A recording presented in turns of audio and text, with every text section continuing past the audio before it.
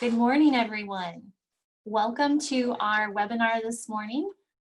This is Mallory Ray. I'm so happy to be hosting for the University of Missouri. We have just a couple of housekeeping items this morning.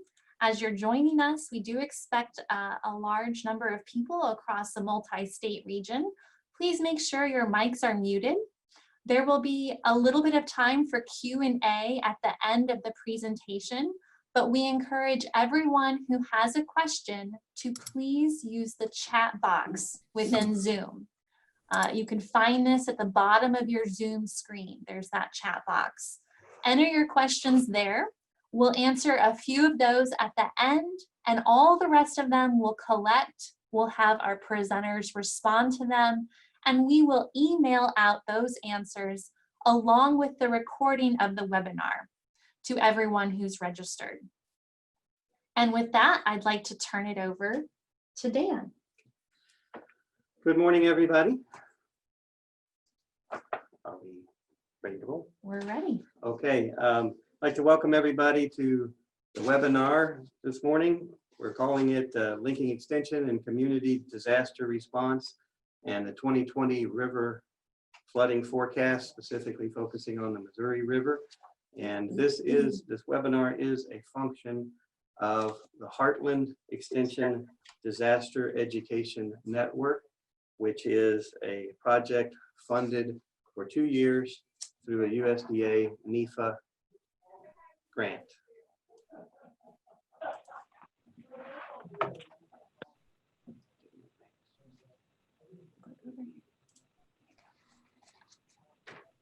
And our team members with the project are from the 4 states that you see displayed across the bottom of the screen here, the 4 universities. And there's the listing of our team members. I would draw attention to 2 folks down at the bottom of the list that are our contractors, contracted with us for the project, Susan Tharp and Frank Wideman. They are both retired University of Missouri Extension personnel. Susan will be doing our evaluation work with the project, and Frank has years and years of field experience working as an engineer and also dealing with the environmental management side of things. The goals of the Heartland Eden project are to create an extension network within the region for sharing and the creation of emergency management education resources. Although we're primarily focusing today on flood and flood response type activities, the project is broader than that. It's all natural disasters and emergency type situations that we're interested in addressing. We're going to try to do this through our primary objectives of inventorying the current resources that we have available within Extension, identifying gaps within those resources, and then fill those gaps with digital or printed media. Another one of our goals is to build resilience throughout our rural and agricultural communities. You know, whether you're a rural or an urban setting, when we have disasters, we have very specified responses that we need to respond to things, plans that we need to develop, and mitigation efforts. This particular project, we've really chosen to focus on the rural population and the agricultural communities, although some of the materials will be applicable to the more urban setting. We're going to build this resilience by providing training for extension educators, encouraging extension personnel to get involved in disaster planning, mitigation, and response, and ultimately enhance the client's access to planning, mitigation, and recovery resources. So shifting gears just a little bit from the overview of the project to what we want to try to accomplish today, we wanted to introduce the Heartland Extension Disaster Education Network to everybody. So welcome, thank you for participating and being a part of our network. That's our second bullet there, is expanding the network, and by your involvement, we're tagging that activity that we wanted to do. We wanted to provide an overview and help you all with the formal understanding of the structured response system in the United States, and then provide direction to resources that you may need and overall assist in your preparedness for response to disaster situations. So our objectives for today, our agenda for today, we've got really three primary presenters going to share their technical expertise with us. Those are Doug Kluck from the National Oceanic and Atmospheric Administration Office in Kansas City, Conne Burnham, the University of Missouri, and Frank Wideman, our consultant and emergency management expert. And we would ask that if you have questions, you type those into the chat box or hold them till the end of the webinar. We will have time probably at the end of the webinar for just a few questions. And at this point, I'd like to turn it over to Doug. Doug is the Central Region Climate Services Director for NOAA out of the Kansas City office, out of the National Center for Environmental Information. So with that, we'll move on to Doug.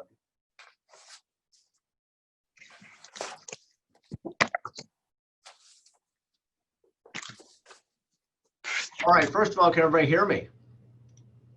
Yes. All right, second of all, can you see the big screen or the presentation? Yes, Yes. we can. All right, good. I'm going to have to talk kind of quickly because there's a lot of material to go through in a short period of time. Believe it or not, there's a lot of interest in flooding this year for some reason, especially in the Missouri and upper Midwest. I say that sort of tongue-in-cheek in a way.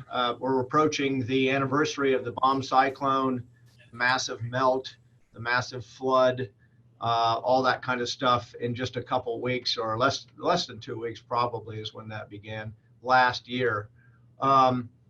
So what I'm going to do is give you a little summary of what conditions are this year. If I had more time, I'd show you what it was like last year as a comparison. But I'll just tell you, it was a lot colder last year. And you can look at this departure from normal temperatures. This is from the High Plains Regional Climate Center out of Lincoln. This is one of their maps, more or less for the Missouri Basin. And wherever you see yellow and orange, we're looking at the left, by the way, the left image there. Wherever you see kind of yellowish or orangish or red even, those are above normal temperatures for the last 90 days or so. So we have been much more mild than we were last year. Now, we didn't start getting super cold until after probably January 15th or so last year. Nonetheless, it's been a much more mild and above normal, to be honest, temperature regime for us this winter. On the right is an image of the percent of normal precipitation for pretty much the same region, the Missouri Basin. Wherever you see greens to purple, that's above normal precipitation. Obviously, South Dakota is not a lucky place to be in the last few years. They've just had the brunt of precipitation. It continues to be wet, overly wet up there. And of course, we went in fall, we went in very, very, very wet. North Dakota, South Dakota, Minnesota, portions of northern Nebraska, Iowa. Anyway, all of those places froze solid, so nothing happened. So all that water is still stored up there. You'll see that in a minute. Here's the last 30 days, pretty much the same type of images. On the left is temperature. Again, mostly warm over the basin, except for the high mountains, Wyoming, Colorado. And then precipitation below normal, eastern Nebraska, most of Iowa, a little bit above normal, where actually they needed a little bit of precipitation in southern Kansas there. They were getting sort of droughty, if you will. Hard to believe, I know, but they were. And then the mountains also have since basically the beginning of February picked up quite a bit of snowfall actually. So here's more or less current stream flow versus historical average for this time of year. Wherever you see a black or blue or even light blue, that's above normal stream flow. So as of right now, we're seeing, and all those ones without any color at all, they're frozen in, so we're not getting any readings out of there. But wherever you see blacks and blues, those are above normal stream flows for this time of year, not surprisingly. Look at snow, look at sort of the snow in the mountains. The image on the left is a more recent version of that, and we're starting to pump up the values, if you will, in snow water equivalent. That means the amount of water in the snowpack at this time of year. As of February 1st, we were pretty close to normal. Those values up there, if you look on the right there, were around right around 100. So right around 100%, which is normal. These are going above that, so we're up 120, 130 in a couple places. Not that that's worrisome. That's we can handle that. The reservoir system, the core can handle that kind of thing. This is just a more blown up this is actually comparing last year at this time, more or less, to what's happening now. And as you can see, we're wetter in the mountains than we were last year.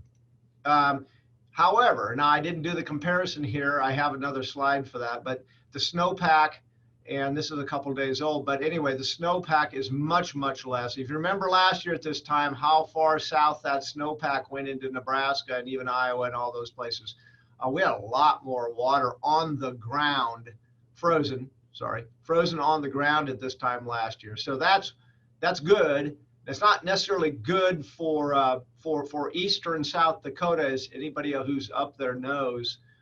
It's going to be a bad year, and we'll get to that. Here's soil moisture rankings, and again, wherever it's green, you're sort of above normal and really saturated to our north, Montana to northern Nebraska, the Dakotas, and all that business. A little drier, but not dry. For the sort of 4 states that are on this call. All things to be aware of. Soil moisture is something that doesn't go away once it freezes in the fall. So fall is really important, whether it's wet or dry, to what's going to happen or what could happen in the spring. So something we're worried about. We call it memory in the system, actually. I just threw this on here. This is the 7-day outlook for precipitation, all 7 days accumulated. So the next 7 days through the 5th or so of March. Yeah, so what this is saying is that the very southern part of the Missouri Basin anyway is going to get some decent rain, likely. That looks like that's going to start maybe Sunday, Monday, that kind of time frame into Tuesday. It looks like the Ohio Basin is really under the gun, to be honest with you, on this particular graphic. Some high-level snows off to our west, which is not unusual. Here's the week 2 temperature and precipitation outlook. These are probabilities, but generally what this is saying to us is that the whole basin for week 2, which is the 5th through the 11th, more or less, of March, is relatively, the probability of warmer than normal temperatures is higher than it normally is. And that image on the right shows us that pretty much our chances for precipitation during that period is below normal, which is okay. It's okay for this time of year not to get a lot of precipitation. And this is sort of that period where last year we had the bomb cyclone. What else do I want to say about this? Well, I was just simply going to say March. This weekend we're supposed to be 65 degrees both Saturday and Sunday. Here in Kansas City, which means to me March is coming in like a lamb. So we'll see what happens with March as we go out. Here's the March outlook, the entire month outlook from the Climate Prediction Center, and they're showing the lower basin, again, our 4 states, I guess you could say, Nebraska, Iowa, Missouri, Kansas. There's a slight chance for below normal temperatures during that period, and the probabilities enhanced, I guess you could say, slightly. And then the precipitation, really, there's not a lot of, except for the lower basin, Iowa, Missouri, eastern Nebraska, Kansas, there's an increased chance or probability of below normal precipitation for the month of March as well. This will be updated. This map will be updated on probably next Monday. Yeah, probably next Monday. So we'll see what's changed, if anything, in their forecasts. It gets updated twice a month. And then this is the March, April, May temperature precipitation outlooks. So temperature on the left, precipitation on the right. I should also explain to you, whenever you see an EEC, that means equal chances of above, below, or near normal. It's not really saying it's going to be dry or wet, but it does say there's that the forecasts don't really show us a direction very well on which way it's going to go. The cooler, bluer temperature is slight enhancement for below normal temperatures up there in the upper basin of, so in Montana and the Dakotas, western Dakotas. But for the most part, temperatures for that period at the moment, equal chances of being above, below, or near normal. Precipitation, unfortunately, shows a propensity to be leaning to wet across most of the basin. Now it's not a strong bullseye or probability, but it's there for March, April, May. And we really don't want to see normal precipitation or above, certainly, due to the saturated soils and everything else. We just don't want to see that. Just jumping ahead a month, April, May, June, I'll say a similar outlook for those 3 months, and then jumping ahead again, May, June, July. Unfortunately, that precipitation probability enhancement sticks around throughout that whole period. And temperatures, again, are sort of, as they say, EC, which means equal chances of all three categories, above, near normal, and below. Moving on. Here's the part you probably really wanted to see, but I'll get to the Missouri Basin specifically in just a moment.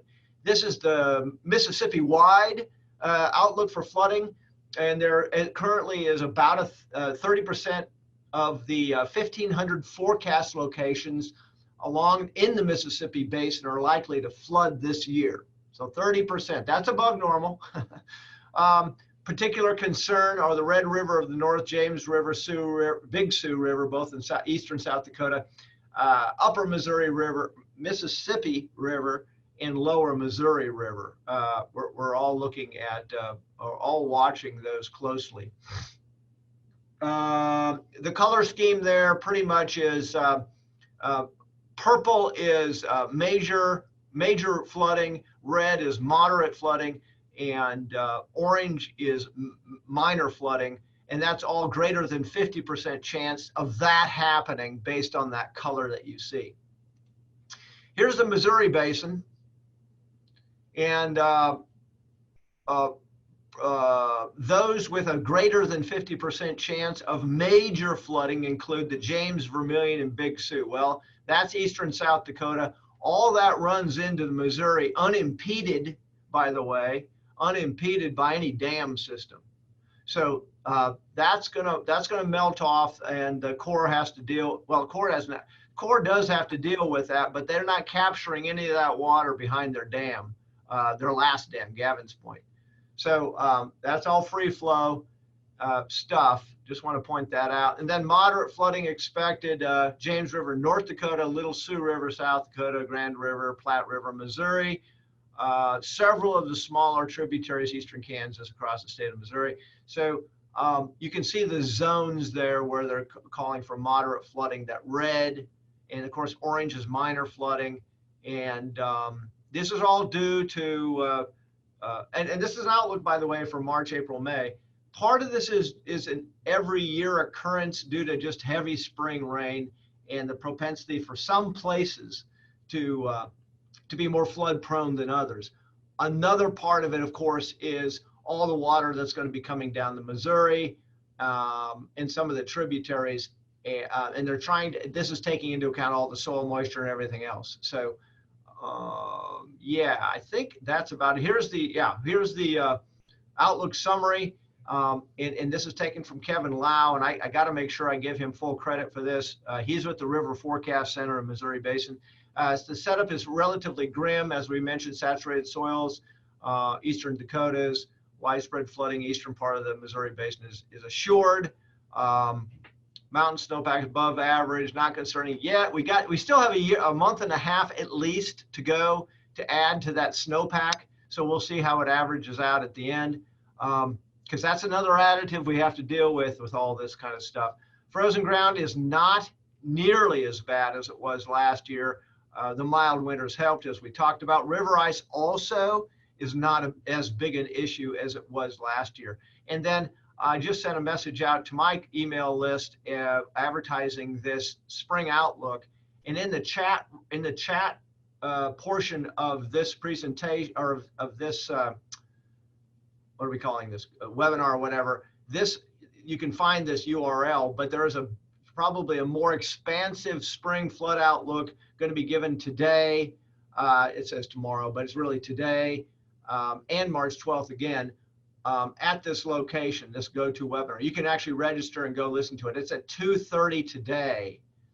And in 2 weeks, it's March 12th, right? 2 weeks from today is, yeah. In 2 weeks from today, they'll do it again. So just want to advertise that a little bit, and then say thanks. So I'll go back in case there's anything else you want to try and copy that down, but it's in the chat part of this presentation as well. The last thing I want to say is that we do run a monthly, no matter if it's wet or dry, we do a monthly sort of climate summary and outlook, similar to what I just went through here, but a lot more in depth for the entire north central part of the US every single month on the 3rd Thursday. A lot of you may know about that. If you don't, you can always write me, and I will make sure I can put you on my list if that kind of information is of interest to you. You can sign up for the webinar, or general sort of NOAA regional, if you will, climate information. Just send me an email, say, hey, I want to be on your list. You can always take yourself off by saying, hey, get me off as well. So either way, anyway, I'm done. I'll be quiet. I've probably taken too much time. Thank you so much, Doug. And if you'll stop your screen share, we'll go back to the other presentation. Stop share. There we go. Did I do it? You sure did. Thank you. All right, Doug, really appreciate you being able to make time to come on and give us the whirlwind overview of the projections for this spring. At this point, we'd like to shift our focus a little bit. Conne, Burnham, and Frank Wideman are going to walk us through some of the logistics of how you, as a county extension-based person, can be more fully engaged and actively involved in the formal emergency management structure. Conne Burnham is here at the University of Missouri with extension programs. She's our emergency management coordinator, has over 20 years of disaster response and planning. Frank Wideman, as I already mentioned, is a retired agricultural engineer from University Extension. Frank has over 40 years in the field working with disaster management, recovery, and planning. And at this point, we'll move on to Conne. Thank you. Good morning. This is Conne Burnham, and I'm thrilled that we have so many people that registered and have joined the webinar. Before we begin, I have a couple things I want to point out. First of all, this slide has 2 links. One goes to our Heartland Eden website, and thanks to Jason, who worked very, very hard on getting this up. And as we process through this whole program, there'll be more and more things that'll be posted to that website. The Eden website is, and many of you, if you've used the Eden website before, might have a different URL. It is now being taken care of through Purdue instead of through LSU. So this is a new website, so that if you want to, go into that. But this is the mothership of the Heartland, Eden, or any of our programs that we have at our universities. Eden became an organization as a result of the 1993 Midwest floods. So what we've experienced through the years with flooding is exactly why Eden was put together. And I'm not going to belabor all that point. You can do a little bit of checking or become more familiar with it as you work with it. But please check that out, because we, Missouri, and all of us that are on this project have resources that we have parked in that website. A couple other things. I want my slides have a lot of information on them because I'm kind of using it as a training booklet for you. When you get these slides and you can download it, go to the notes option, and there's a lot of notes that I put. I put links to information. I have links to some courses that you might take, and so therefore, you'll have a lot more information once you know. While we're doing this presentation, if you don't know the emergency management system and you're trying to participate in it at whatever level you are, emergency management won't know what to do with you. They'll say, you know nothing about the system, so what can you offer us? So it is very, very vital that as many of you are assigned to working part-time or have some role in emergency management, that you understand the system. And so it's going to be a very quick overview because there's a lot to it, but just enough information for you at least to get started. So the first thing that I think it was either 78 or 79, before many of you even existed, the FEMA was established, and it was under President Carter, and we operated through a system that was set up under FEMA until 2011. And at that point, they decided to do kind of an overhaul of the system and put together this concept of including the whole community. What we've done through the years is gotten to rely more and more and more on the feds to come in and fix anything and pay for anything that has been destroyed through disasters. And it finally has gotten to the point that it's like, there's only so much money for this. It's our federal tax dollar, but it's still, there's just a certain amount. So we're going back to what, we probably did several decades ago into our grandparents' time period, or maybe even grandparents for sure, is that, you took care of more of the stuff yourself, that everybody had a shared responsibility. And that's what this whole community concept is. It's the basis of FEMA's emergency management program. It's the fundamental approach that is used to emergency management. It's used to assess what are the needs of a community, and then how do we organize our communities and strengthen what assets or capabilities or capacities that we might have. So and it includes all of us as stakeholders, including just me as a citizen, you as a citizen, us as extension, wherever we are, we are included in this. The National Incident Management System is a component of the whole community. It provides guidance. It provides a common nationwide approach to manage all our threats and hazards. So it's all hazard planning and response and recovery and whatever. It encompasses everything. It applies to all incidents. Doesn't make any difference what the cause is, where the location is, how complex it is.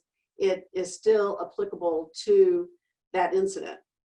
It's more than just the incident command system. Many of you have heard of that or know that or have had training in it, but NIMS is more than that. It's also used in emergency operations centers, and it's also explaining the relationship between incident command, emergency operations centers, and senior leadership policy groups. We don't usually think about, what our elected officials, what the role they play, but they play a heavy role in this. They're the ones who set policy many times. So, we may think that somebody else, that the emergency management director is in charge of something, or the incident commander is, but that's really not the case. It's government as well. So I'm going to give you some really basic information about the system. First of all, it's a bottom-up approach. So all disasters start at the local level and handled by local stakeholders. When there's an accident, who goes? Police. There's a fire, who goes? Fire departments. So it's just relying upon the existing capabilities that we have within a community, but it's inclusive of all organizations. So if anybody is needed on the local level, then they call them up and say, hey, I need some help from you. It covers all hazards. And again, there's 3 different categories: natural, technological, and human caused. The natural ones are natural events that threaten lives, property, and other assets, often are predicted. So what Doug was talking about just a few minutes ago, yeah, there's an outlook there that is telling us what we might anticipate. It also tends to occur repeatedly in the same geographical location. It's either weather patterns or physical characteristics. Yeah, that's what rivers are. And so we, get tornadoes. And for the 4 states that are included in this, I think probably flooding and tornadoes are our biggest issues. And that fits into that category right there. And so these are the ones that I took out of the whole list, and the rest of the list, the whole list is in the notes section, but this is what probably in the Midwest that we are involved in. And there's one about space weather that I thought was pretty interesting. And it's about, what happens up there can possibly affect the Earth and the rest of the solar system. And it says, at its worst, it can even damage satellites and cause electrical blackouts on Earth. So, I mean, that's everybody, and if that would happen, that would be a pretty impressive thing and something that would take a lot to recover from. Technological hazards are, if there's a failure of them, accidents, failure to store properly or transport. You see 18-wheelers on the road all the time, Here's a full list of those that affect the Midwest. As a matter of fact, this is the entire list that affects across the nation. And you can pick out which ones affect you or your area maybe the most.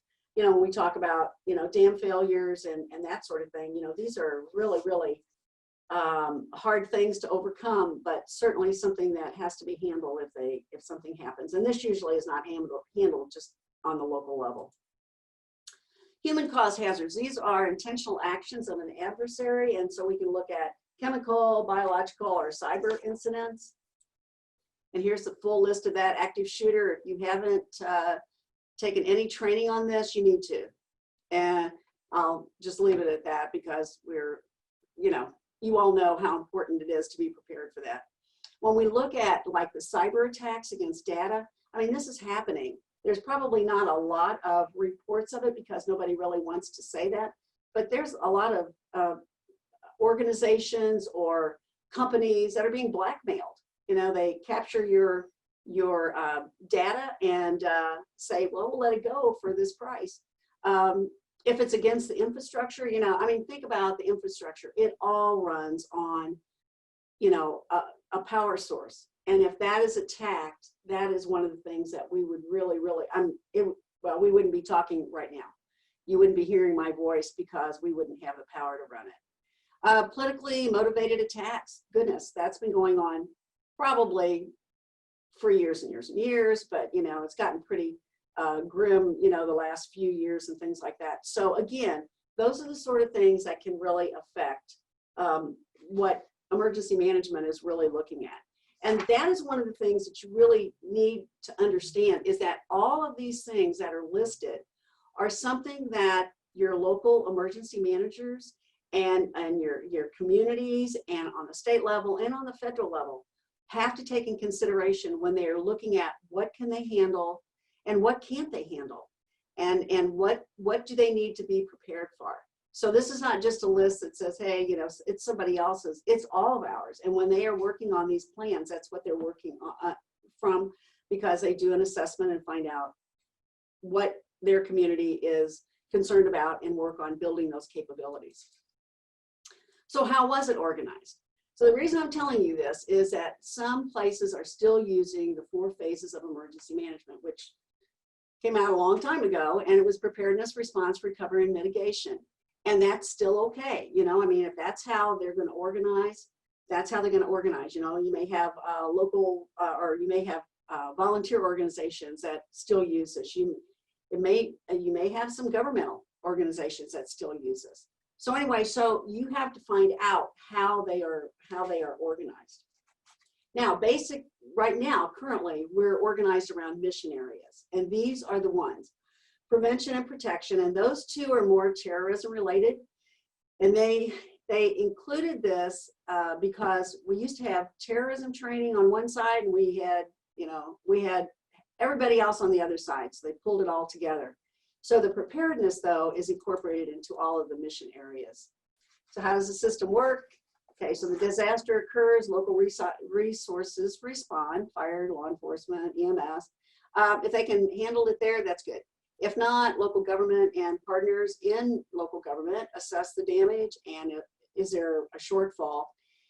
If there is, and it needs to be pushed up to the state, the jurisdiction's highest level official will declare a state of emergency. If that's, because if they're going to push it up, they're going to do a state of emergency.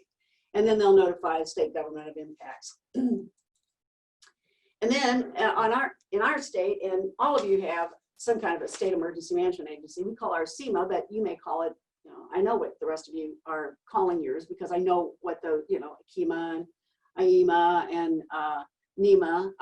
So anyway, but we call our SEMA here. So our SEMA would send a team to the local community to assist in a joint damage assessment. Governor would declare a state of emergency if it was bad enough. And then SEMA would notify our region, and all of us are under Region 7, Kansas City. They'd be notified. And then they would send a team to the affected county. And so it would be local, state, and federal would come in and go through the counties that had said, we need to have you come and look. And if it met the criteria, then FEMA would request a presidential declaration of disaster from the president. It's kind of a mouthful. And that PDD would list the programs that that are going to be requested. And then if that is approved, the state will begin the process of getting those programs activated in the system. Okay, so these are the assistance programs: public assistance, individual assistance, hazard mitigation, and I'm going to kind of fly past this so we can get to some of the other side. So public assistance summary, there's more than just this that are included, but this is just a kind of a beginning list of who might request public assistance. So, you know, we have roads and bridges, and most of the time it's roads and bridges and, you know, things like that we're trying to repair so we can get commerce continuing to go through. These programs are authorized through the Stafford Act. Individual assistance. This is for individuals, families, and businesses. And sometimes we get these, sometimes we don't. The unemployment benefits that are listed there are disaster related. If you can't get to your job because something stopped you from going there, that's associated with a disaster. Those unemployment benefits could be available to you. Hazard mitigation, we usually don't talk much about this, but we should. Every county, at least in Missouri, and I'm sure probably in your other states as well, need to have a hazard mitigation plan. And it's to how are we going to reduce whatever issues that we have so that we don't have as much damage the next time something comes along. And sometimes this money is available through if there is a presidential declaration. Then we get into small business. And that offers disaster assistance in the form of low interest loans to businesses, renters, and homeowners. So it's not just businesses as we normally think of. Covers physical losses and economic injury. And sometimes, and we have found this out in Missouri, that sometimes an SBA disaster declaration is the only federal declaration that a jurisdiction can qualify for. National Flood Insurance Program. Last but not least, I can't go past this without mentioning something about the National Flood Insurance Program. It is vitally important that communities are involved in a part of the National Flood Insurance Program. Flood insurance is available to all homeowners, even those who don't live in the flood zone. Business owners and renters, again, who would think? Most homeowners insurance does not cover flood damage. And I've contacted our person at the Department of Insurance several times, and that's exactly right. So I would ask all of you to check your policies. I would imagine that all of you will say it's not covered. So each one of you should have an NFIP administrator, and so you can contact them and get more information, even have them do a webinar so that, you know, you're more fully aware of what you need to do. Okay, I think with that, I'm going to turn it over to Frank, and he can continue on with the agriculture part of this. Okay, we're switching gears a little bit now. We're going to talk about the agriculture disasters. I think that first bullet that I've got there is very important in that the home itself and the impacts to the family are covered by the regular emergency management programming. In other words, the FEMA program covers the home and the family portion. It's not a separate program. Everything else on the farm, for all practical purposes, is part of USDA programming, and and there are several programs out there that USDA has that will help with losses in that farm production, losses in production structures, and all those things that come along with that natural disaster. Agriculture is unique in disaster events, and quite often there may be more events in agriculture than there are in the general public, and they're unique in the fact that they usually cover a broad territory. Commonly, the things that trigger agricultural disasters are drought and disease. There can be some other stuff, and depending on how big the event is. And it's all about the plant and animal impacts. We're talking about farm production in these cases. Okay. Okay, how's the ag disaster get declared? Your state farm service agency has office somewhere central that ours is in Columbia, and the office collects weekly ag commodity production condition data.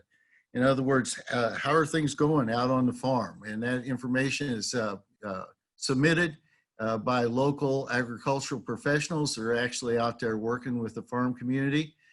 Some of them may be farmers themselves, but we see agricultural specialists in extension, crop consultants, the FSA director, and perhaps NRCS soil conservationists and others that are submitting data to the FSA office for them to keep track of how things are going. When that data, let's go back. When that data indicates a significant impact, then the state office will ask for more details from those affected counties.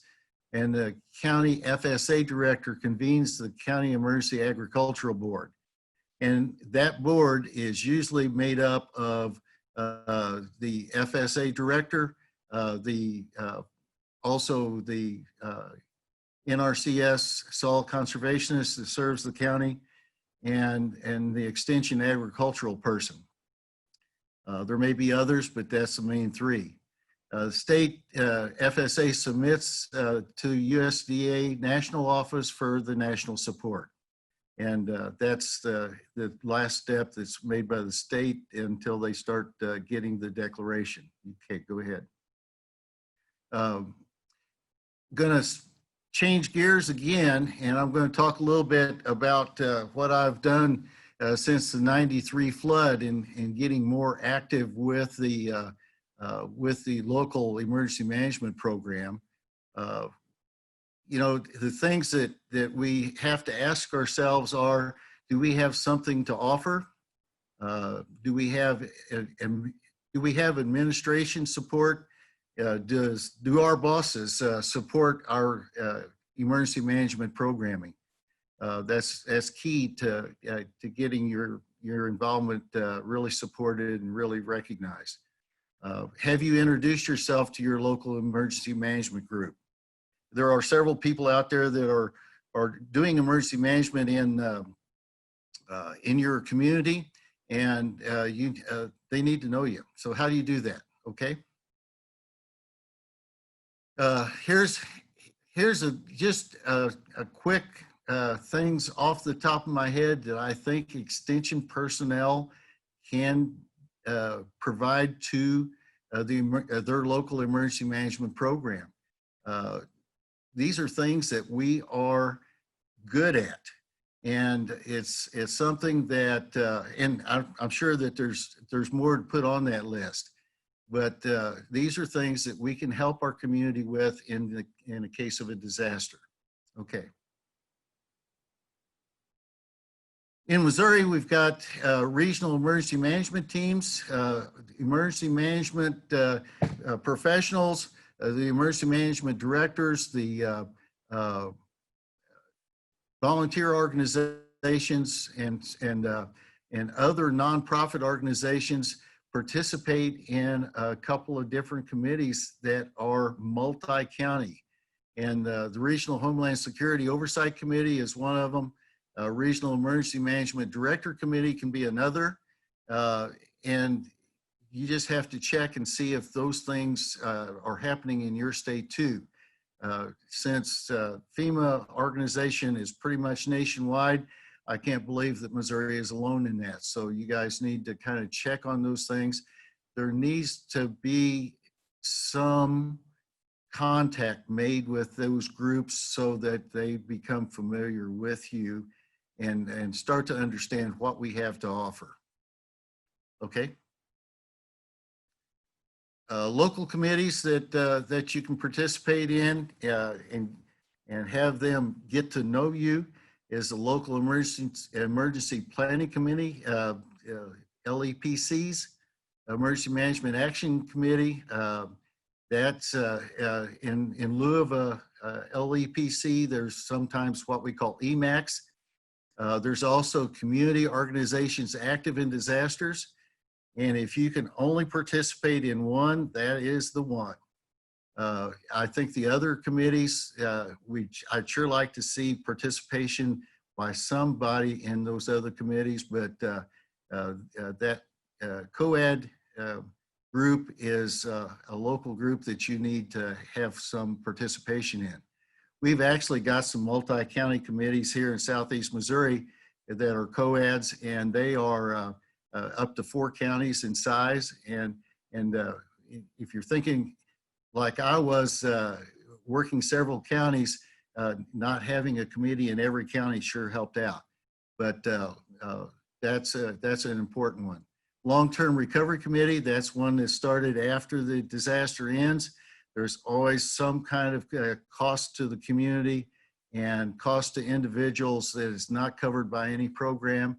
And that long-term recovery committee finds the funds and helps those folks out to get full recovery. Local emergency planning districts are another part. That's the LEPDs. That's usually a multi-county group. Community emergency response team, that's the CERT teams. And if you Google search, you can find out more about those. But I think those are committees where those are teams where the instructors are providing information to help people be prepared for disasters and respond during disasters. So it's more of a preparation kind of instruction than anything else. And most of those teams could sure use a good extension influence to help their instructional techniques. But there is some training you go to ahead of time to let them know that you are there and serious about the business. Okay, go ahead. We always like to build those relationships before the disaster event. While the community is in stress of a current disaster, it's no time for you to walk up to your local emergency management director and say, "Hey, I'm from the University Extension. I'm here to help you." That just doesn't play well when they're up to their armpits and alligators taking care of other things. So you need to get to know the players, build trust with them, and share those strengths and opportunities that our organizations have to share. Okay. In order to kind of qualify for that, there is a minimal amount of training that is required.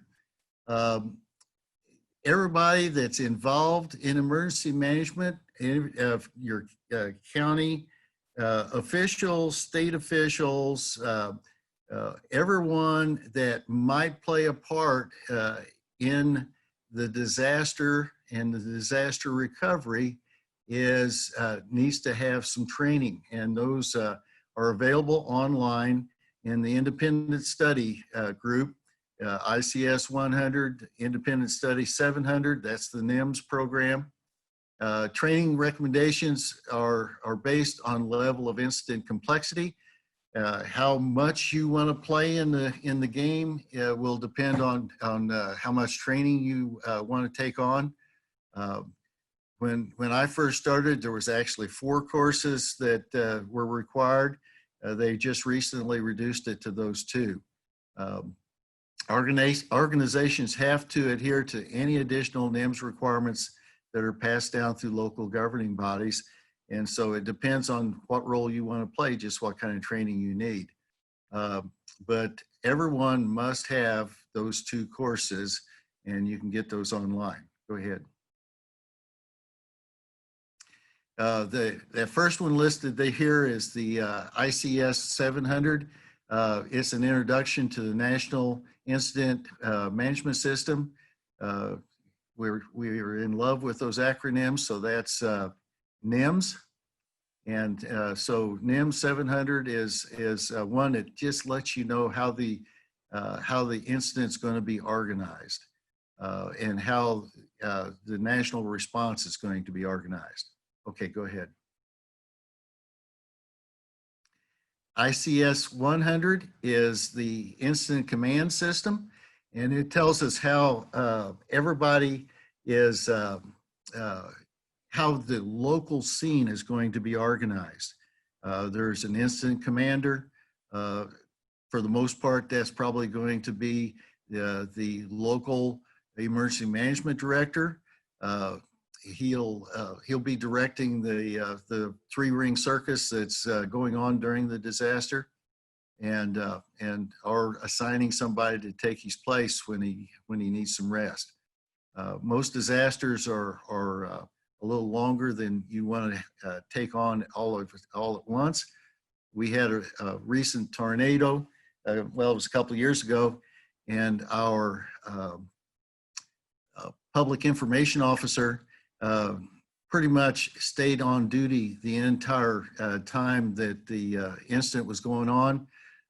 We had pretty much everything cleaned up in about 2 weeks, but at the end of that 2 weeks, that person got terribly sick because they had just drained themselves. So it's important that you know how that incident command system works and what all the players are doing, and be able to play your role if that should come up.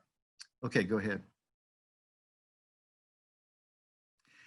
Here's some training sites, and of course this is going to be available to you if you want this presentation. You can these will be live links, and those things you got Homeland Security in Iowa. You got Kansas State program. SEMA training is listed there too. That's the Missouri one. And NEMA is the Nebraska one. And of course, you got the FEMA site there with the independent study. That's what the IS stands for. So go ahead. Okay, there's our contact information. I guess if you've got any questions, you can text them to us, use the chat to get to us, but we're here to help you out. I believe we've got about 5 minutes left on our allotted time today. So if there's a burning question or two, thank you, Frank and Connie, for your presentations. I know that was a lot of information, and we try to handle a question or two at this point in time if there's somebody got a real burning question. Yes, please go ahead and put that in the chat. And I wanted to let everyone know that if you have registered for this webinar, that is the easiest way for us to go ahead and send out the slides and all of the material from our presenters today. I have been told that not everyone who attended this morning did register. So unless you register, we don't actually have a way of collecting your email addresses. But we will be sharing all of the presentations and this recording to everyone who registered. Meredith has a question for Connie about NFIP. It's going to be easier if I ask this Go for it. rather than type it out. So Connie, I have a client who gets flooded and they are not in a flood zone, what's been classified as a flood zone. They live in a community that's not really recognized as a community anymore because it's gotten so small. What can I do, or how can I help them before this next flood comes by? Because they've told me they cannot buy flood insurance because they're not in a flood zone. Anybody, I think, can buy flood insurance, but it doesn't really make any difference if you're in one. I mean, I'm not in one either, and I could buy it. The situation is that the county may not be in the system because in order for an individual to buy flood insurance, you have to be in either the city or the county that has agreed to all of the requirements of the National Flood Insurance Program in their state. So the first thing I would find out is if that city is not recognized as a city anymore and they're just part of the county, is to find out if the county is in the National Flood Insurance Program. And if they are, then I would have to question why she was not able to buy insurance. But I mean, I can work through that or get you directed to our National Flood Insurance Program administrator very easily. But if you can find out first if the county's in it and we can go online and get that, or I can work with you offline about that. But again, I've talked to him before, and it's like anybody can buy flood insurance as long as your county, or if you're in a city that has agreed to the requirements of the National Flood Insurance Program. Okay. Connie, can I just add to that? Because 2 days ago, I was in a meeting that insurances were discussing this, and they mentioned that if you are not in one of those areas that is labeled as flooding, is it 100 or 500 year, insurance companies don't want to work with you, even if you can buy it. They just they would not. So they wouldn't sell they it? push you away because it's too complex to do it for them. Oh, well, that's interesting, because that's not usually the situation when I talk to the state and what they say about it. But So anyway, I'll bring that up. it is available, but people just don't want to deal with it. I gotcha. Okay. Well, if that's the case, then Meredith, you don't have, there's nothing that this person can do if the insurances are not going to, if they can't buy insurance. You have to push. I'll check it out. I'll check it out and find out. And Maria, thank you. Thank you. We've probably got time for one or two more questions, and then we'll wrap up for the day. And as a reminder, Jason provided a link in the chat if you still need to register. That's how you'll get all of the materials. And also, because this is part of a nationally funded program, there will be an evaluation that is coming out so that we can document what worked well about this, what additional information can this project provide for people. So please look for that in your survey, in your emails, and please complete that survey. So Mallory, do we have another question waiting? Someone just asked, will folks be informed when more materials are put together? Okay. Again, if you registered for the webinar, we've got a good way to contact you through email. If you're not registered, we don't know how to get a hold of you other than searching it out individually. So that's the key, again, is to make sure you got registered for the webinar today, and then we'll follow up with you. And those Eden websites are... Yes, and then the websites that we listed in the presentation are also a way to access information. At this point, I think we probably need to wrap things up, and I would close by saying that I hope we have successfully conveyed to you the structure of the federal and state level emergency management systems, and that's where it begins to become localized, is once we get below that state level. So as Frank was conveying, that's when you need to make your local contacts and follow up with the local folks. I hope we've perked your interest in becoming involved in disaster management and response in your communities. You know, extension people are frontline resources, and we might as well get credit for it by being part of the formal structure. And then just a couple more announcements. We fully intend to continue with this project as we go forward, with or without some additional funding. We are funded through the fall of 2021, and in August or September of 2021, we are working towards having a face-to-face meeting of a emergency management team, if you will, from each of the 4 states. And at that point in time, we hope to be able to provide a whole lot more in-depth resources and some training for folks in a face-to-face format. And we also are looking to pursue ongoing funding to support the 4-state concept of the Heartland Eden project. And I'd like to again thank everybody for joining in today and appreciate all of your input, and be looking for email from us. So thank you very much.